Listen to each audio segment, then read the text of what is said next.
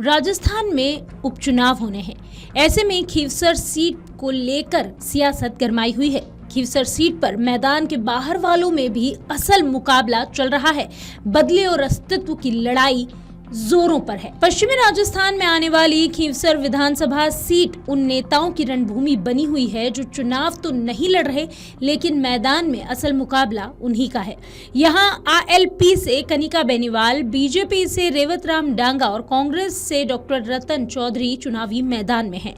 लेकिन खास मुकाबला आरएलपी सांसद हनुमान बेनीवाल, बीजेपी नेता ज्योति मिर्धा के बीच लड़ा जा रहा है। हनुमान बेनीवाल के सांसद बनने के बाद खीवसर विधानसभा सीट उपचुनावों के लिए खाली हुई, जिस पर उन्होंने अपनी पत्नी कनिका को प्रत्याशी बनाकर उतार दिया। वहीं ज्योति मिर्धा ने यहां रेवत राम के समर्थन में पूरा जोर लगा दिया।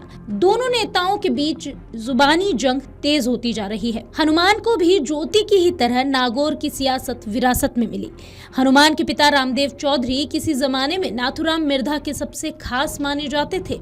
हनुमान के लिए खीवसर सीट अस्तित्व की लड़ाई है। ये सीट हारे तो राजस्थान विधानसभा से आरएलपी का प्रतिनिधित्व खत्म हो जाएगा। वहीं ज्योति मिर्धा रेवत राम डांगा के जरिए हनुमान से अपना हिसाब किताब बराबर कर लेना चाहती हैं। हनुमान और ज्योति मिर्धा दोनों को नागौर की राजनीति विरासत में मिली। हनुमान के पिता रामदेव चौधरी और ज्योति के दादा नाथुराम मिर्धा के सबसे करीबी माने जाते थे।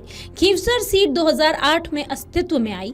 इसके पहले यहाँ मुंडवा सीट थी, जिस पर आपातकाल के बाद 1977 में पहला विधानसभा चुनाव हुआ और हनुमान के पिता रामदेव चौधरी ने कांग्रेस के टिकट पर चुनाव जीता। इसके बाद इस सीट पर 2003 में आखिरी चुनाव हुआ, जिसमें हनुमान बेनीवाल आईएनएलडी से टिकट लेकर मैदान में उतरे, लेकिन कांग्रेस की उषा पुनिया ने उन्हें हरा दिया।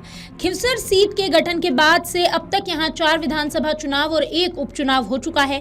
इसमें चारों विधानसभा चुनाव हनुमान बेनीवाल जीते। वहीं उपचुनाव में उन्होंने अपने भाई नारायण बेनीवाल को जितवाया। इस बार उपचुनाव में उनकी पत्नी प्रत्याशी है। खीवसर पर पहला चुनाव हनुमान ने 2008 में भाजपा के टिकट पर जीता। दूसरा चुनाव 2013 में निर्दलीय जीते। तीसरा चुनाव 2018 में उन्होंने अपनी पार्टी आरएलपी के टिकट पर जीता। इसके बाद 2023 में बेनीवाल यहां से विधायक चुने गए, लेकिन 2024 के लोकसभा चुनावों में हनुमान नागौर से सांसद चुनकर लोकसभा चले गए। जाट हार्टलैंड की यह सीट अपने लिए राजस्थान की राजनीति का चौधरी तय करने वाली रही है। हनुमान और ज्योति दोनों को यहाँ विरासत में सियासत मिली। लोकसभा चुनावों में दोनों 3 बार आमने सामने हो चुके हैं। हनुमान बेनीवाल और ज्योति के बीच पहली बार खुलकर अदावत 2013 में सामने आई।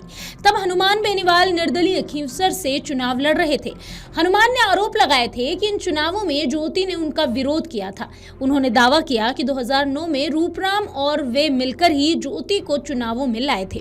ज्योति मिर्धा यह चुनाव जीती भी थी, लेकिन ज्योति ने तब बयान दिया था कि पार्टी ने भाजपा की बिंदु चौधरी के सामने उन्हें मजबूत मानकर टिकट दिया। उनको राजनीति विरासत में मिली।